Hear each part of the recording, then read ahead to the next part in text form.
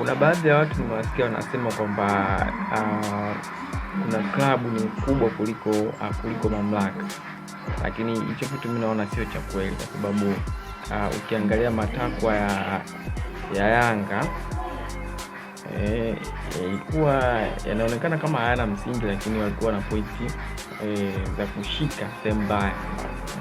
Kwa hiyo kulikuwa hakuna namna, lazima mtu mmoja ajishushe ili mambo yaweze kwenda.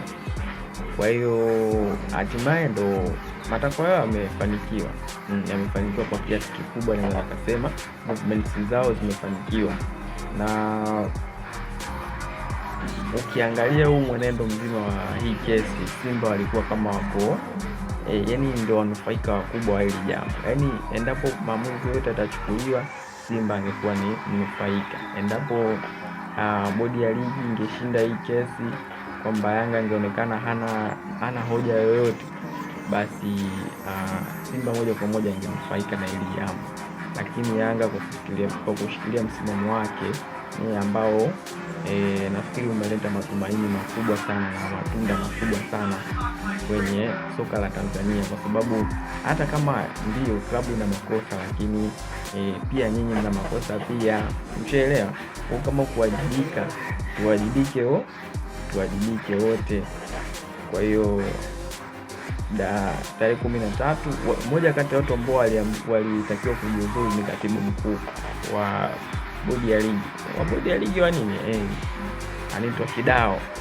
Lakini cha kushangaza, yeye ndo ametoa hiyo barua ya kutuhabarisha sisi kwamba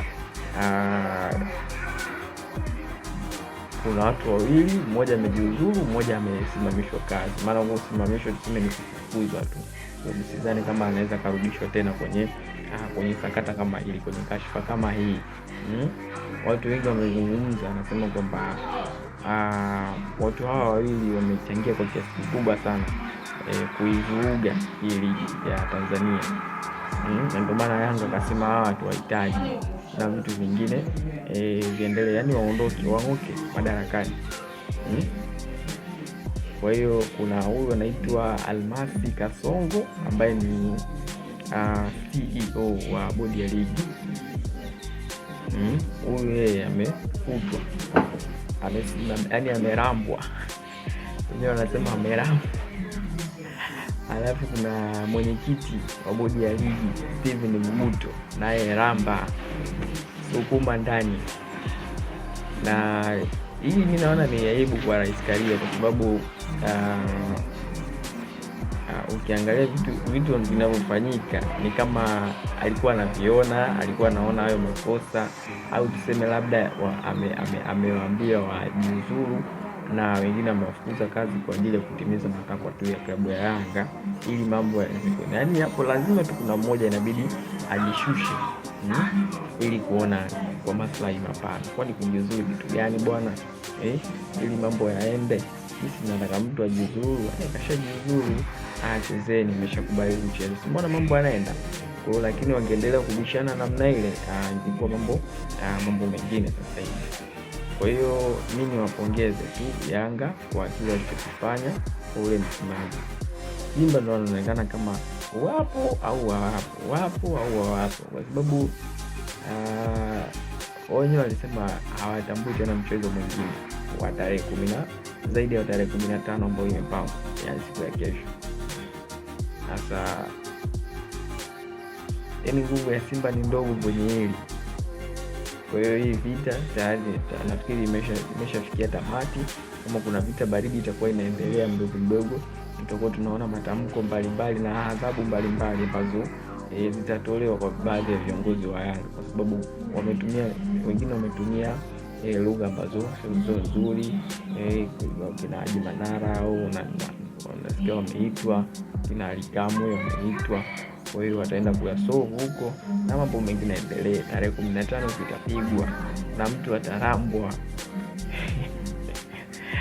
Kwa hiyo mtu atarambwa hapo tarehe 15. Dunia ina shida sana.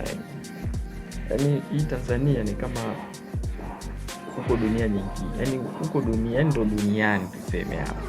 Sababu kuna drama nyingi sana. Kuna vitu vingi sana ambavyo like mielusho, yani vinafurahisha, vingine vinatia stress na vitu vingine kama hivyo, lakini all in all mambo yatakwenda vizuri, watu watacheza na ligi itaisha, na mambo mengine yaendelee. Wewe kwa upande wako una maoni gani kwenye hili?